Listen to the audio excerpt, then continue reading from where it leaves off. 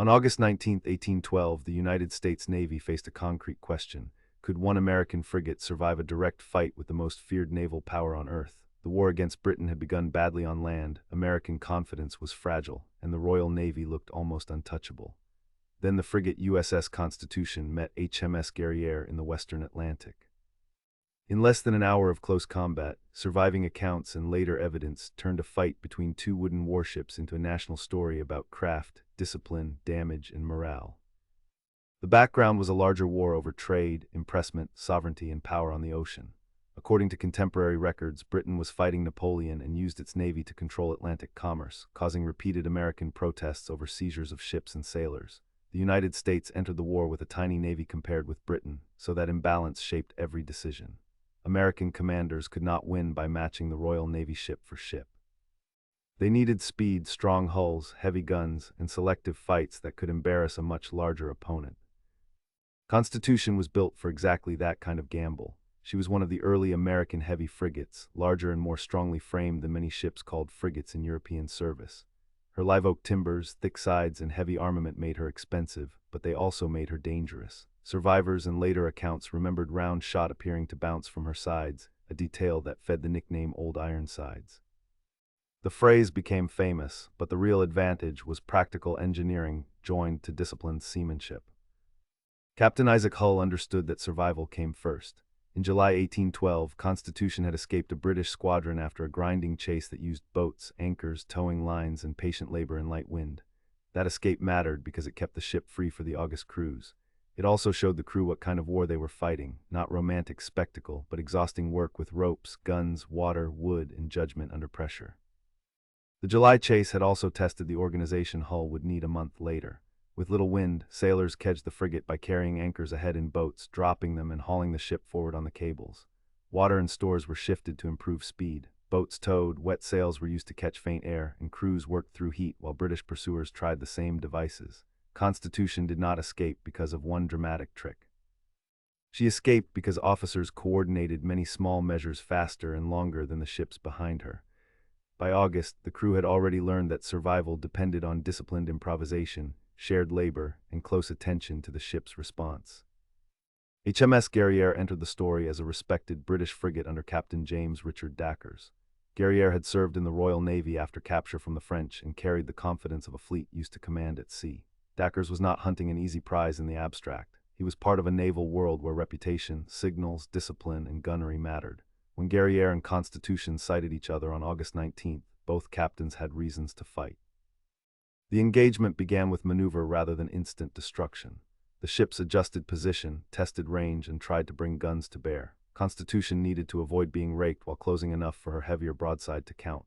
Guerriere needed to damage masts, rigging, and hull before the American frigate could dictate the range. In a sailing battle, wind and canvas were not background scenery. They decided whether a captain could choose distance, angle, and timing. When the ships came close, the fight became violent and physical. Broadsides tore into wood, splinters could wound like knives, smoke made judgment harder. Men served guns in teams, hauling, loading, running out, firing, and sponging before the next round. The evidence in later reports points to Constitution's gunnery and durability giving Hull the advantage. Guerriere's masts and rigging suffered heavily, and once a sailing warship lost that control, its captain lost choices. A frigate broadside depended on coordination that the smoke could quickly disrupt. Powder had to move from the magazine through controlled handoffs. Gun captains watched the roll of the ship and tried to fire as the target crossed the line of the muzzle. Crews managed recoil with heavy tackle, cleared the bore, rammed the next charge, and hauled the weapon back to the port. Above them, sailors handled braces and damaged canvas while officers tried to read two moving ships through noise and haze. Constitution's heavier battery mattered, but only because trained men kept the guns working at close range. Guerriere's return fire remained dangerous, yet damage to her spars increasingly reduced Dacres' ability to change the angle or break away. The famous image of cannon shot bouncing from Constitution's sides is partly memory and partly symbol, but it captures what witnesses thought they saw. The American frigate was absorbing punishment while delivering worse. Guerriere was soon badly damaged. Her mizzenmast went, then other spars and rigging failed. A ship that could not maneuver became vulnerable to more fire and collision. The battle's outcome was not magic. It came from construction, training, range, and accumulated damage. The struggle also demanded restraint once resistance ended. Surrender changed the relationship between the crews. Enemies became prisoners and rescuers. American sailors crossed to a ship whose decks and rigging had been shattered, removed the wounded and surviving crew, and assessed whether the hull could endure the voyage. Hull and Dackers had fought for reputation and national service, but practical seamanship now governed the aftermath. Water, weather, damaged masts, and the condition of the prize mattered more than ceremony. The decision to destroy Guerriere followed that inspection. It prevented a wreck from becoming a danger to both crews and kept Constitution free to carry prisoners and news home. Dackers eventually struck his colors. Hull accepted the surrender, and the Americans found Guerriere too damaged to save as a prize. She was burned after prisoners and useful materials were removed. That detail is important because victory did not mean towing home a captured frigate as a trophy.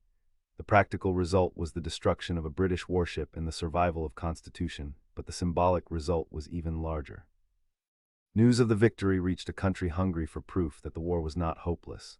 One sea fight did not defeat Britain, break the blockade, or solve the conflict on land, but it changed the emotional weather of 1812. Newspapers, prints, speeches, and later paintings turned the action into a story about American skill against imperial power.